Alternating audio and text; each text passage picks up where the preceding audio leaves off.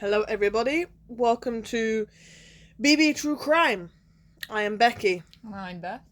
We are back for episode 39. Bugging me backwards. It is 39. Jesus Christ. That's some time. Yeah. That's some time. I'm ready for the next special episode. Number 40? It is, yeah, which is Daddy Deaths. Daddy deaths. Yeah, because we had baby deaths before, which did pretty well. Did we do mother deaths as well at some point? We haven't done that. Well, I mean, maybe that's the next one. No, the next Who knows? one is murder-suicides is the topic I've picked. Of course it's your turn. Of course. But that could all, dead mothers, dead mummies can something be the next one. Something I can personally relate to. Already hitting the podcast with the trauma talk. Got it. We are clearly back. So this episode we are doing the DC sniper attacks. I do like a sniper, you know. I won't lie. Yeah. Controversial opinion. Dude, I've seen a bit about it before. Not my favourite case, but other people you might like it. Who knows? Who knows? And also Becky obviously still don't know about it, so that's the whole point of the podcast. I don't know shit. So I don't know shit, boys. I feel like we should just get into it. Let's got go. a bit to go through. Do we have a bit? We've got a bit. We got a what? A bit. A bit. A hiccuped. Oh. Okay, I was like, we don't have bait. No, we got a bit, but I hiccuped. Okay. Okay, I'm just gonna. Okay. So, people are being shot. They are. Wow. With a sniper, actually. Got it. Okay. But no one is seen with a gun. Okay. And this is happening in various states in America. Oh, okay. Who is committing these crimes? Okay. Why? And where is the shooting coming from? Is it perhaps a psychopathic crazy man with a sniper? But where? Rooftops are always a good one. Wrong. Wrong. Oh! Probably, Plot twist! Probably like the most cool part of the case is probably where it's coming from. Okay. It's quite like, Okay. That's a new one. Alright. Yeah. I'm ready. Let's go. Okay. I'm prepared. So, the DC sniper attacks. Okay. Also known as the Beltway sniper attacks. But we're just going to say DC. Oh, because Beltway is like an area of DC, isn't it? No idea. It but is. Sure. The Beltway. The Beltway. A set of coordinated shootings that occurred for 3 weeks during October 2002 in Washington, Columbia, Maryland, and Virginia. Okay. There were shootings that happened prior to the main set of shootings as well. Okay, kind of like a warm-up. Yes. And they consisted of murders and robberies throughout those states as well. Okay. And that lasted for 6 months in February 2002. So they did like a little stint of robberies and murders in 2002 in February. And then October is when the main DC attacks happened. Man had a little break in the middle. Summer break. Yeah. So, 7 people were killed. And 7 others were injured in the shootings in February. Okay.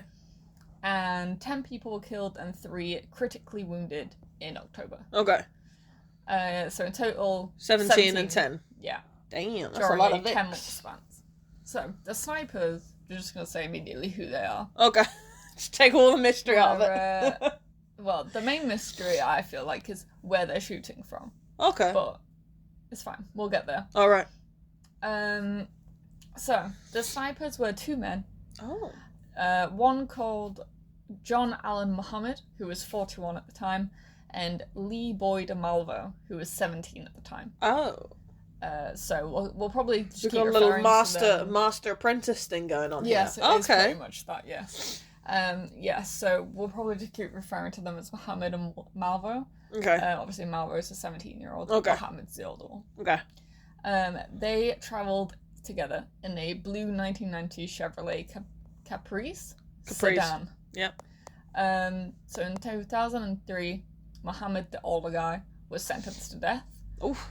And in 2009, he was executed by lethal injection. So, Marvelous. actually someone on the list that did get killed. Shocking. Malvo, at the time, obviously, was 17, so a juvenile. He received 6 life sentences in Maryland and 3 in Virginia. So he didn't get away with it, but he was also too young to be put on death row. But to be fair, 9 life sentences that is in like total. his life, so yeah, so fair. This man is gonna mummify in prison. True, but they couldn't execute him because he was a juvenile. Basically. To be fair, I feel like he got the worst end of the stick, though. Yeah, probably so. Because the older guy only got prison for what was it, 6, 7 years? Yeah, something like that. And this guy is His still whole life. rotting in prison 22 years later. Oh, yeah, no, yeah, 1000%, yeah. And will be for probably another 50, 60 years. Yeah. I feel like this kid got the rougher end of the stick there. So, February 16th, 2002. Okay. 21-year-old Kenyon Nicole Cook was shot and killed by Malvo at the front door of her aunt's house in Washington. Okay. Her aunt, Isa Nichols, had been good friends with Muhammad's ex-wife, and had encouraged Muhammad's ex-wife to seek a divorce against him. Okay. So that's... So we got a little bit of retribution going on there. Yeah, people think that might be why she was, like, the first one, because she was getting involved in Muhammad's marriage, and... But it was the kid that shot her, though. But, like you said earlier, there's kind of master-apprentice thing going on. Okay. So... Got it. Marvo quickly became, like, the gunman, whereas Muhammad was very much, like, this the person, sayer-doer. this person, Yeah. this person. Yeah. One Kind of picks the boss targets, man. one pulls the trigger. Yeah, pretty much, yeah. Okay. On March 19th, 2002, Jerry Taylor, who was 60, was killed by a single shot to the chest, which was fired from quite a long range. And then August 1st, John Gator, 51, was changing a slashed tyre, which Malvo had done. I was going to say, that's a precipice of events there. Yeah, in a parking lot in Louisiana. Oh, to lure him out. Yeah. To okay. Get him there a bit longer, I guess. Malvo then shot him in the neck. The bullet exited through his back, but he pretended to be dead. And then Malvo also stole his wallet, because obviously they were like murder robberies things going on. Shoot somebody with a sniper, put it on down there, pick the man's wallet for $50 and then fuck off again. Yeah, literally, yeah.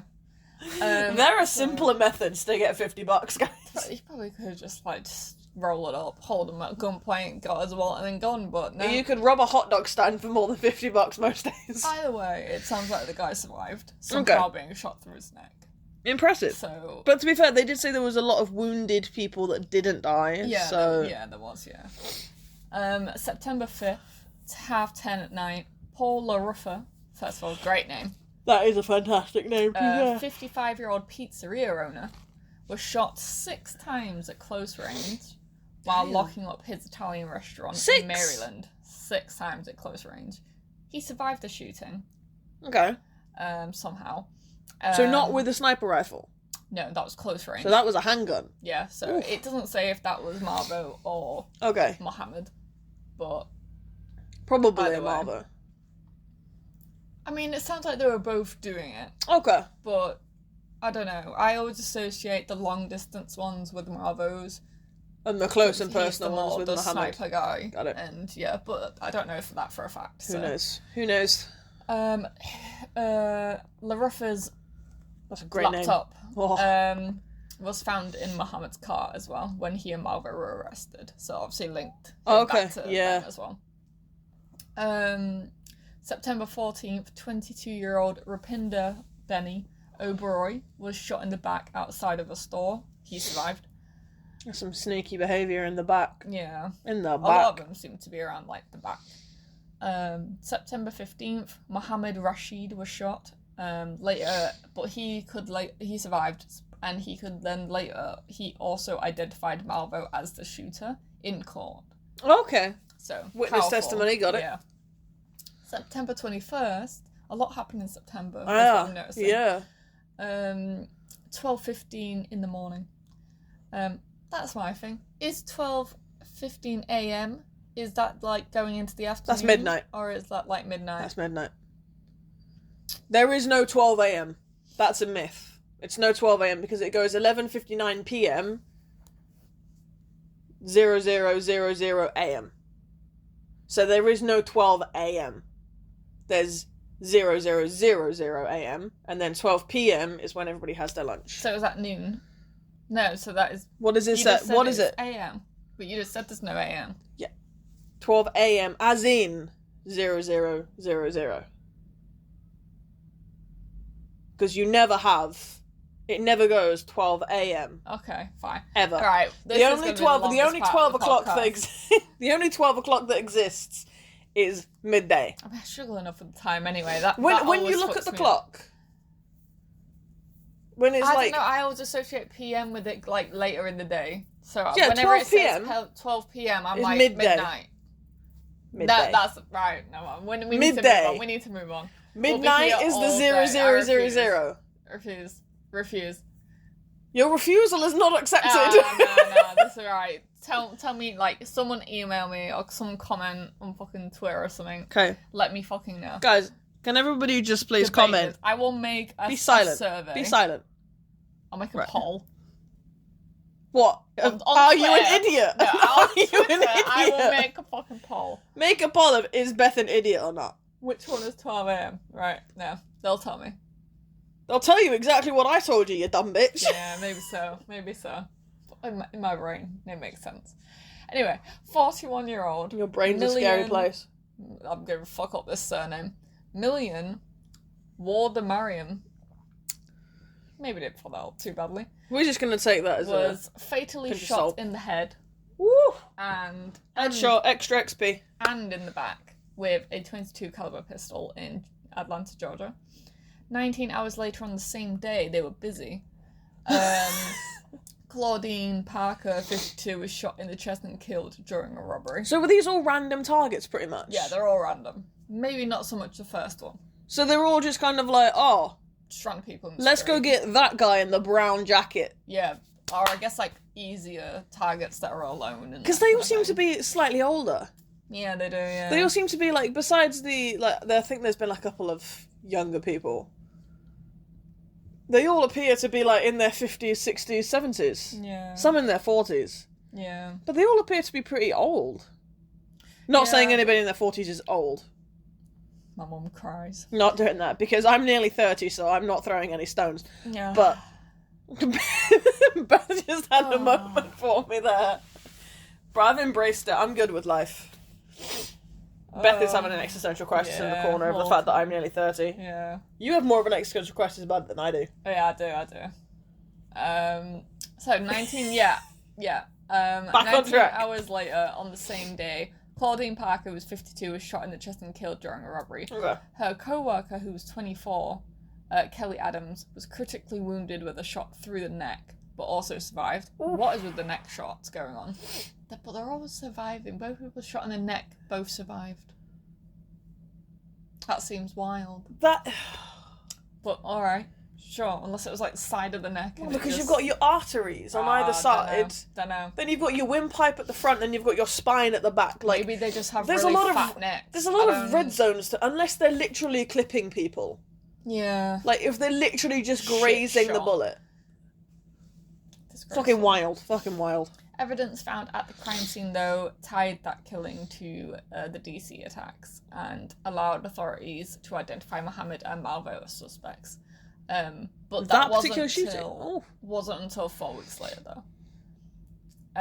September 23rd, 6:30 at night, 45-year-old Hong Im Ballinger was shot in the head and killed with a Bushmaster rifle in Louisiana. I'm going to assume that was Malvo with a rifle. Yeah. It certainly seems to be his forte. Yeah. So we're moving on to October now. Okay. October attack. This is the Beltway shootings in DC. Yes. Okay. Well, they span over a few states, but yeah. So 5 p.m. Wednesday, October 2nd, a shot was fired through the window of a Michael's craft store in Aspen Hill, Maryland. The bullet narrowly missed a lady called Ann Chapman, who was the cashier at the store. Okay. But since no one was injured, the shot was assumed to be random. And for some reason, despite there have been a shot come through the store and almost hit someone, No serious alarms were raised, so they just were like, another day in Maryland, I guess. What a wild place it must be to live in America, to have that be just like a standard... Just a day. Oh, I had an interesting day, dear. Oh, what happened at your day? I knew shot in the head. Oh. But I didn't get shot in the head, so I didn't put the alarm nothing on, happened? so it's fine. Also, be patient with me. I'm eating my lunch. I'm having a sandwich. However, 1 hour later, Okay. at 6:30, James Martin, a 55-year-old, was shot and killed. Where? Bit more serious. Yeah. On the morning of October 3rd, 4 people 4? were shot dead within the span of 2 hours in the same area of Aspen Hill and other nearby areas. So, And just sat there picking them off. these are the people that died. Okay. So, and the times. 7:41 a.m. James Buchanan, 39-year-old landscaper, shot and dead mowing grass. 8:12 a.m. 54-year-old part-time taxi driver, Prem Kumar Welkar, was killed in Aspen Hill. 8:37 a.m. Sarah Ramos, a 34-year-old babysitter and housekeeper, was killed in a Leisure World shopping centre. Like the babysitter, bro. Yeah. Just looking after the kids. She had gotten... I don't know if she had kids with her at the time. She had gotten off a bus at Connecticut Avenue and was seated on a bench reading a book at the time of her murder. Bitch was just reading. She's doing what she She was was. just having a good time. 9:58 a.m. 25-year-old Lori Ann Lewis Rivera was killed vacuuming her car. Can you imagine? Doing chores is bad enough, but getting shot doing chores is disrespectful. I know. Then this one seemed to be the last one of that day. Okay. But it was later in the night. 9:20 p.m. Pascal Charlotte was a 72-year-old retired carpenter killed while walking. Brother! Rip that man. So for each shooting, the victims were killed with a single bullet fired from a distance away. Okay. So the sniper. Yeah. And in each case, the killers shot one bullet and then vanished. Like, no one could tell where it was coming from because they were just gone. Okay. So Sniper's not found. So no, Okay. it wasn't like a rooftop Okay. or anything, because with that many kills, they'd be able to say, well, it was coming from this direction or that kind of thing. But every time that there was a shot, they were gone. Okay. So it was like, well, where are they coming from? Like, where is this happening?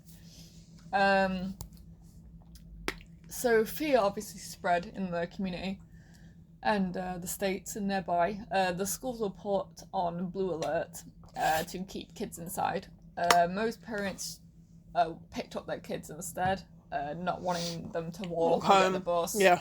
I don't know if they were going to kill the kids. I don't think they were going to kill any kids. From what I've seen, they're to be fair, from what I've seen, their target tends to be the people who are easy to hit. Yeah. They tend to be like when someone's walking. Also, they've killed no kids. Yeah. So they're all over the age of 40. Well, except for a 37-year-old. Well, there was a few 20s. Like, they've not killed anyone under 18. Yeah, it's true. And from what I know And the majority, about the other bits of the case, I don't think they would kill the yeah, kids. and the majority seem to be older people. But I understand why they would put like a blue alert out. But... Yeah, for sure. Like, there's no reason not to. Like, just being cautious is worth it. But also, I mean, a lot of these guys, no disrespect, probably were moving a little slower than the rest. Oh yeah, for sure. And probably so just make it an easier shot. Packs as well, so don't they? So yeah. Kids always travel in packs. It's fucking terrifying when I was a kid. You can never talk to one person because there was like 6 people around listening to you talking, and it was fucking terrifying. Why do they have to travel in packs? Awful. Hate it. And then the private schools went on full lockdown as well. Okay, well, obviously because they're private schools. Yeah. So, some more on the October attacks. Okay. October 4th, 43-year-old homemaker Caroline Sewell was shot and wounded in the chest at 2:30 p.m. in a mall car park. But it's just said wounded. Shot and wounded, so not shot and killed. Yeah, I'm going to say she survived. October 7th, 8:09 a.m. Iron Brown, a 13-year-old student. So this is the first child. Okay, this is the first kid then. Was shot in the chest and critically wounded, not killed. Not killed. As he arrived at his middle school. He survived and testified during the trial. Brave boy. So it was at this crime scene that they discovered a shell casing, as well as a little message, a tarot card. Okay. Which was the death card. However, quick little tangent. The death card doesn't represent death. It represents change, or like a reborn kind of situation, like a rebirth. Yeah, so, like Phoenix. Think Phoenix. Mostly is change of circumstance. Yeah. The Hanging Man's the one you want to watch out for. I know this, because you do tarots. Not that often anymore. Not often, but yeah, I do every now and like then. a few years ago, you were really into tarot. Oh yeah, I've still got them. And I remember the absolute fucking trauma of you reading my. Yeah, it did hit a bit. Oh god! I was like, all right, let's not do that one for a while. Oh my god! I needed at least a year before we did that again because that was traumatizing. Yeah. But yeah, like I think I got the death card. Yeah. And you were like, please Jesus, don't think this means you're gonna die. It just means you might be going through some change. Now, if you were going to get the Hanging Man, I would be like, that's a problem. That's probably the worst card there. Do yourself a favour, go get a checkup at the GP right quick. Go have a little blessing at an altar. Just honestly, a quick dip of holy take water. Communion quickly. Just real quick. Pray. So, he technically left the wrong card for the image he was trying to give. Look, it's trying to be like a hard ass, isn't he? Ooh, I left a death tarot card. Oh my god. Crime scene. Oh my god, aren't I edgy? Yeah, literally, like, it's very pick-me boy, isn't it? Like, but it's such 17-year-old behaviour as well, isn't it? He'd also wrote, I don't know if it was Malvo or Mohammed that dropped this card, by the way. This sounds definitely like a 17-year-old behaviour, just respectfully. They also wrote on the tarot card, call me God. Edgy again. So that was on the front of the card. On the back of the card, there's 3 more lines. For you, Mr. Police, code, call me God. Next line, do not release to the press. But they did, so, you know. Okay. That's damn.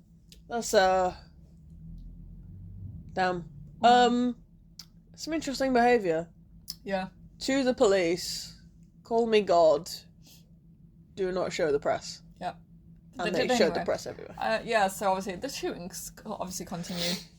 I don't think it would have, like, stopped. I was going to say, that definitely doesn't sound like a I'm done moment. No. So, October 9th, 8:18 p.m, 53-year-old civil engineer Dean Harold Myers was shot dead pumping gas. October 11th, 9:30 in the morning, 53-year-old businessman Kenneth Bridges was shot dead pumping fuel again. The fucking gas station seeming to be a popular occurrence here. October 14th, 9:15 night, 47-year-old Linda Franklin shot dead. She actually worked for the FBI. They shot a Fed? Yeah, they did. Oh my god! Somebody get the FBI involved, but they're useless, so it doesn't matter. So, obviously, because a few had happened at gas stations started putting up tarps around. So they can't see the people. Yeah, so around like the little fuel pumps. The people could go like behind the tarp and then look like not visible. Basically, yeah.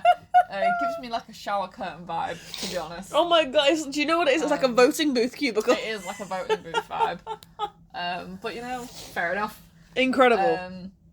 October 19th at 8 p.m, 37-year-old Jeffrey Hopper was shot in a parking lot. Okay. The police actually found a 4-page letter from the shooter in the woods. 4 fucking pages? Yeah, that demanded $10 million and made a threat to children if it wasn't, like, complied with. I'm guessing they ignored this. Oh, yeah. Probably, obviously. Yeah, sure. Obviously. The schools were already on high alert anyway, so October. To be fair, but that was before the 13-year-old was shot. Yeah, true. So I feel like even if they were on high alert, I feel like if this guy's wanted to, they definitely could have just found ways around that, because, I mean, it's not difficult to look in through a classroom window, is it? Yeah, but true. But the way that they were doing these attacks, I don't know if I mean, to be fair, they've already were tried able- to shoot somebody through a window, and it didn't work out very well. So now they just get people like outside and like alone. So To be fair, they could have shot the teachers.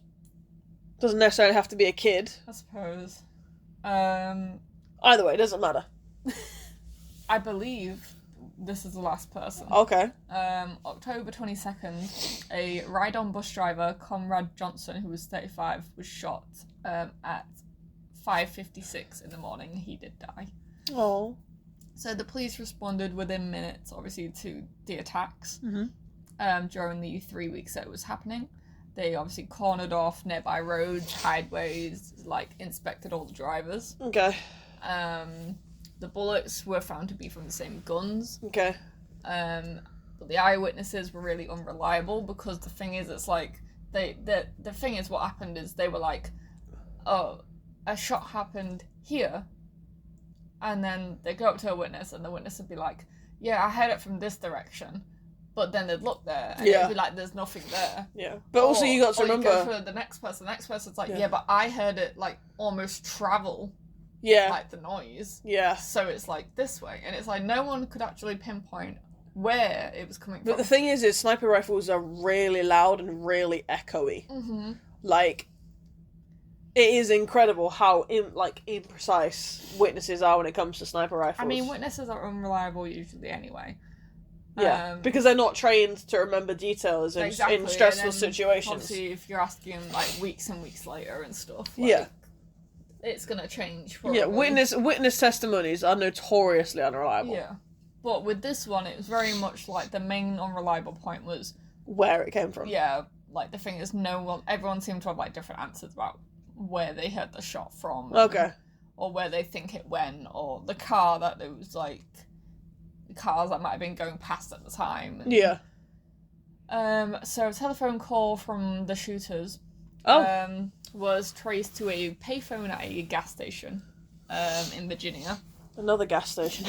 But police missed them by a few minutes. So slow.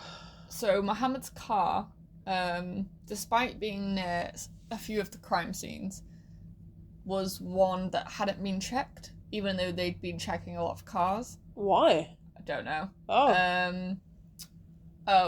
See, I did write why. Never mind. I was going to say, I feel like you definitely would include the why. No idea. It's because some witnesses had said that they'd seen a white run around a lot of, nearby to a lot of the crime So they were scenes. prioritising vans and other such. Yeah, not so much the car that the he sedans. was driving. Yeah.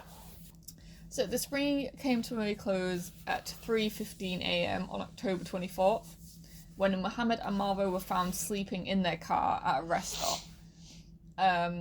They were found with a stolen Bushmaster .223 caliber weapon and a bipod, which was found in the bag in Mohammed's car. Okay, to use for stabilisation. Yeah. Got it. Ballistics tested obviously the rifle, and it was linked to 11 out of the 14 shootings, because obviously a few of them were close range ones as well. Yes. There was probably a handgun involved somewhere. So they were carried out with the rifle, with a holographic weapon sight effective at ranges up to 300 meters. Okay. So, where is it coming from? Honestly, where is it coming from? Now, Tell me. I didn't put the picture in here, because I forgot. But let me get a picture of it up now. Okay. It's interesting that there's no kind of record with these guys being at, ranges and stuff practicing. So, right, you see this hole. What they did... Oh my god, the phone's gone. You see this? My bad. Right, so you see this hole above the license plate. Wait, so what's the fucker sat in the boot? They modified their car so Marvo could lay in the boot Brother! while Mohammed was driving the car. So, Bro, that's sneaky as shit! So out that little tiny hole is where the shots were coming out of. That's why no one could pinpoint where they were coming from, because it was while they were driving. And they were moving they were literally moving between buildings. So it was nothing like... And when you think sniper, you think sniper. Yeah. that's the thing. That's why they were so confused for so long, because they just couldn't figure out where the fuck this guy was shooting from. Yeah, so they had made their own sniper's nest in the boot. Mobile as well. Yeah. So what baffles me is how were shell casings getting left behind them? Because surely the shell casing would have been entrapped in the boot, unless it got knocked out when they got out of the vehicle. Yeah, I'm not sure about the shell casings. Unless they were... Well, the first shell casing was found with the tarot card, wasn't it? So it was left as a kind of message. Right, purposeful. Yeah, deliberately leave. Because you don't leave a tarot card behind. And then if you keep... letter as well. Yeah. So if you keep having crime scenes that are completely clear, it's going to raise suspicion. So you want to leave enough breadcrumbs to put it off. They almost just wanted the crimes to be linked. So that they knew exactly who was doing it. Oh my god, 11 shootings for the DC sniper. Yeah, you know what I mean. Yeah. So obviously it caused more panic and shit. So, but yeah. So once inside this little sniper's nest, the back seats were basically put down. Okay. And it meant you could lay fully out in along the back seats and the boot. So once inside, they could lay prone and take shots through a very small hole. Their license plate. And that would explain the holographic scope. Yeah. Because you wouldn't be able to eyeball it without the scope, because the scope would be the only thing you could actually see out the car with. Yeah. Which would explain why some shots missed as well, and why they only wounded some people, because obviously the car's going to be constantly moving. Yeah. It would also explain the neck shots, because if you're aiming for chest, heart area, and there's a difference in the angle of the car suddenly. It might be bumpy as well. Even only a few meters of the car, when you get to a human and that difference is expanded, you're talking a couple of centimeters easily. But Malvo was always the sniper guy, and Mohammed was always the driver. Okay. So just little tiny bit of extra little background. Bro, that's wild. The car did not see that coming. I know. So Mohammed's ex-wife. The one, the first victim who would encourage the ex-wife to get a divorce from him. Mohammed's ex-wife had got a protective order against him. Alright. Understandable. There's a common theory that he intended to kill her, as she had separated him from the kids as well. So, the theory was never proven, but it's would make sense.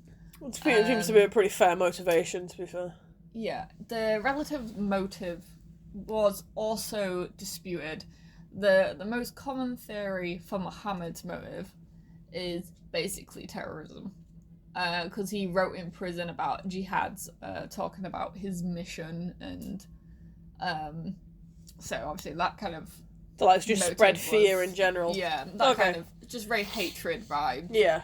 So that was sort of his, not official motive, but it would make sense based on what he was writing in prison. Okay. What about the kid? Before he was killed anyway. Malvo, so Malvo actually testified, during the court. Okay. Basically admitting to it all. I mean, there's no point not admitting to it, to be fair. And he said that the aim of the spree, because obviously it was quite obvious that Mohammed to some degree had, I don't know if groomed is the right word, but there was certainly a level of exploitation occurring. Yeah, he was very much the one in charge, telling Malvo what to do. Yeah. So he had been telling Malvo and sort of preaching, because obviously he was into the hatred and the jihadi stuff and that kind of thing. He'd been preaching to Malvo about, and this is obviously what Malvo ended up saying in court, that their motives, was to obviously have this killing spree, and then once they were done with their killing spree, or relatively done, they were going to kidnap children from YMCAs and orphanages. Yeah. Both for two reasons. One, to extort money from the government, like their little 4-page note. And then they were going to have their own little camp hidden away somewhere, where they would train these children to become killers, and then send them off individually to different places to do their own killing sprees. So that was the goal. Oh my god, it's like a little jihadi camp. Yeah. And Mabo said that obviously Muhammad was obviously really driven by his like hatred of people. So yeah, but so it kind of feels like the kid was kind of like and his hatred of police. Muhammad's first trial run, really, wasn't it, to see how effective he could be in getting a kid to kill all these people for him. Was effective, yeah. So that's the thing, like, because I don't know how long these two knew each other for, but I can't imagine that, you know, I'm not quite sure. Within a few months you would be able to get this kid to pick up a rifle and sit in the back of your car and shoot people willy-nilly for a year. So I imagine there must have been a relationship before that of some kind. Yeah. I do think there was. I do think, and I might be wrong, but I do think Muhammad had military training. Okay, experience. Fantastic. So that would make sense. This is going well. In teaching, like, Marvo. Yeah. To do that for sure. kind of thing. So there probably is more to their relationship. But yeah, he also said that Muhammad also really hated the police as well. But their plan, their killing spree plan, because obviously they got caught midway through. Yes, they was did. To kill 6 people, relatively, a day, for 30 days, and then they would capture the children, train them up, send them off, get them to do. So that's 180 people they was intending on killing. Yeah. They also wanted to shoot pregnant white women and the police. So. All right. Okay. But yeah, so there's a memorial in Maryland in Brookside Gardens, and another one got put up in Maryland Plaza. So for the victims. Damn. But as far as I'm aware, Marvo is still alive and in prison. Obviously, Muhammad got killed lethal injection a few years later. Oft. So. Can't say I'm too sad about that, to be honest. Yeah. That was Jesus. that.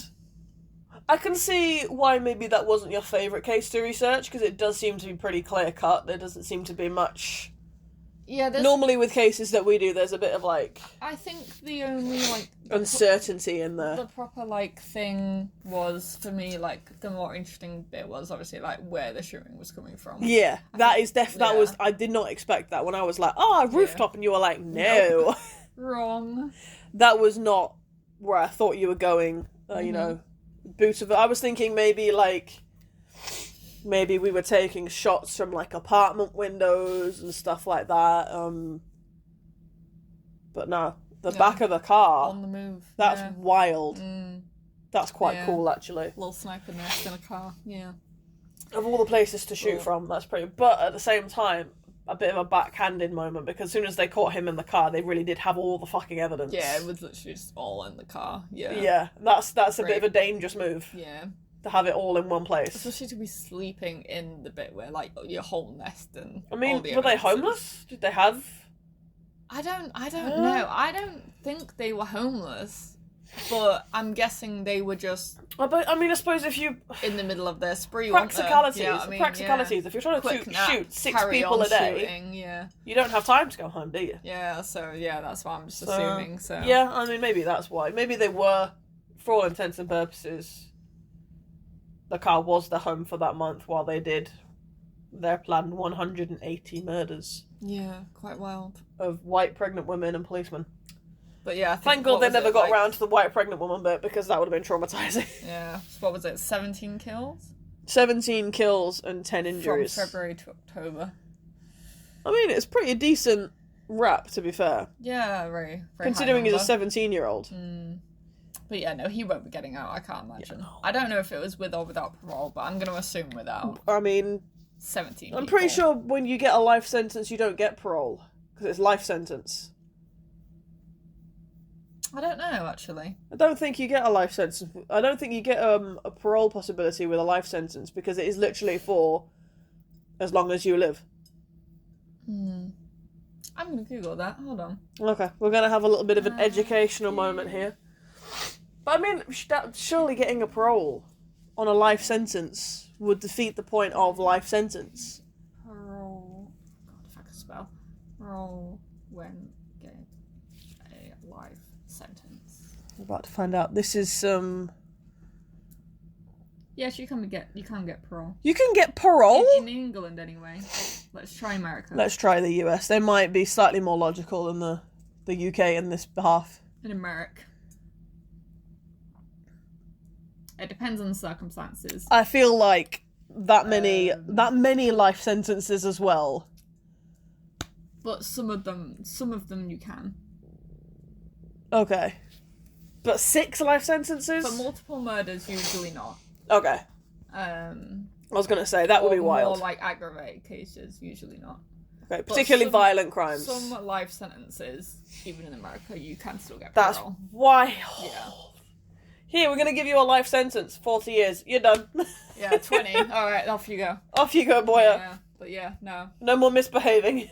Right, that's wild. Can't believe that. Yeah, that was that. The killings in DC. Bruh. Car. It was in the Where'd car. you come up with that?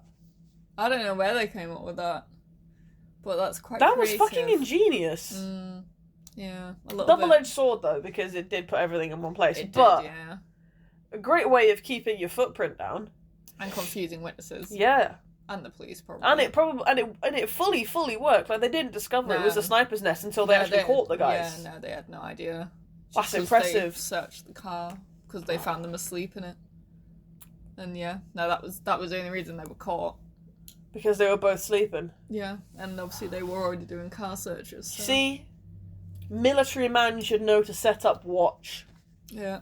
Yeah, really, one of them should have been awake. Honestly, really. I reckon it should have been the kid, but the kid fell asleep. Well, it sounds like they were both asleep when they got caught, so... Maybe the kid had a watch and he nodded off. Who knows? Yeah, I don't know, but yeah. Damn. That was a lot of people. Yeah. In, what, Quite like a few 8 months? survived, though. To be fair. Yeah. Well, it was spread, it was February and then September and October, like, wasn't it? Okay. Over a few months like that, yeah. I mean, their survival rate was pretty good, to be fair. Yeah, quite a few people survived, to be fair. Yeah, especially, like, getting shot in the neck and shit. And that one kid, the kid survived. A 13-year-old. Long live the 13-year-old. Yeah, damn, yeah, he's thriving. Man's living his best life now. What happened to you when you were a boy, Dad? I got shot. By a sniper. Bitch. Yeah. And put him in jail.